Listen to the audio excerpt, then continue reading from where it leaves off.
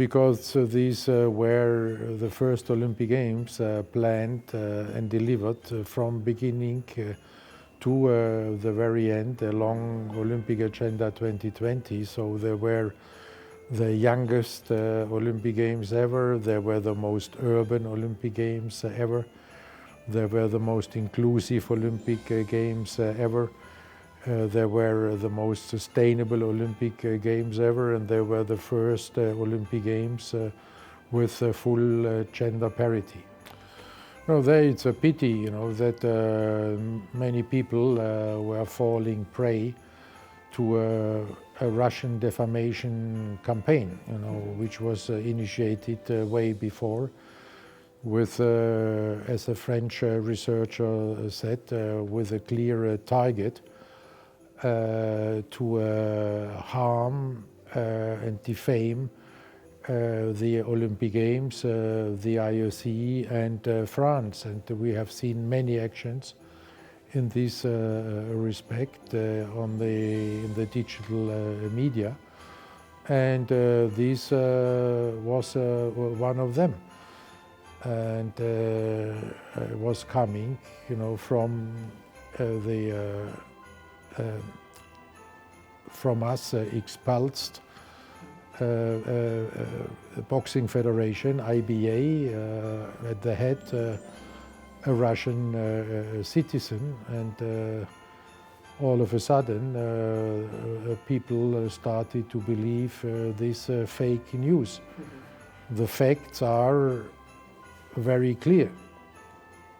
They were raised, they were born, raised as women. They have been boxing as women, even in the Olympic Games Tokyo already, where nobody said anything. And there the one was eliminated in the first round in Tokyo, the other one was eliminated in the second round. I made this clear from the very beginning of my mandate, and even before when I was president of the German National Olympic Committee, the DOSB, that no organization, no society can really prosper when you ignore 50% of your intelligence. So it's this is not doing a favor to women. This is an issue of good governance. This is an issue also of logic, and therefore we have been driving this forward on and off the field of play. On the field of play with Paris, we have had with allocated quota places the full gender parity, and in the IOC commissions we are coming from about 20% female participation. There we are 50-50%, and from in the membership we are also coming from about 20%, and there we are now at 42%. And I think this has greatly added value for the IOC, for the work, the daily work of the IOC, and also for the worldwide credibility of the IOC. Now, the legacy of Rafa is that's overwhelming, and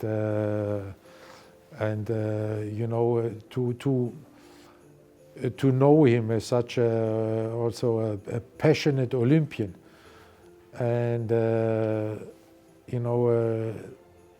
not only appreciating the Olympic Games, but living the Olympic values in his life, in all his competitions, whether it's Olympics or or not in Olympics, this makes him a true champion.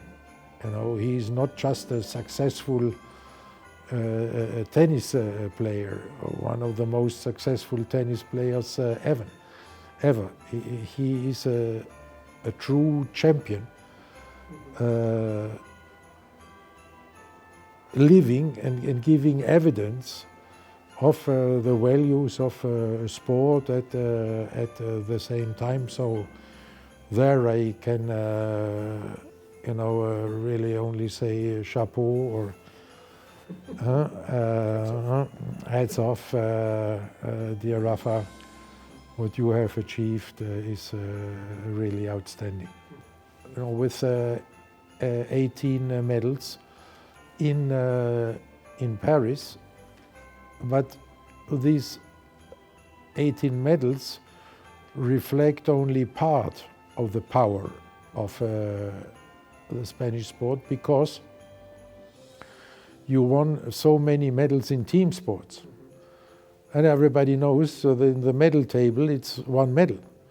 But everybody also knows that it needs much more than to have one good athlete in a team sport.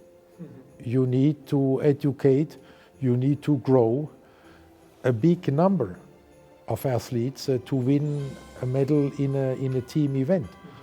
So in Spain you should rather look not to the medal table as such, you should look at the number of medalists you have, the athletes who receive the medals, and then you see that the power of Spanish sports on the field of play is much bigger than the traditional medal table reflects.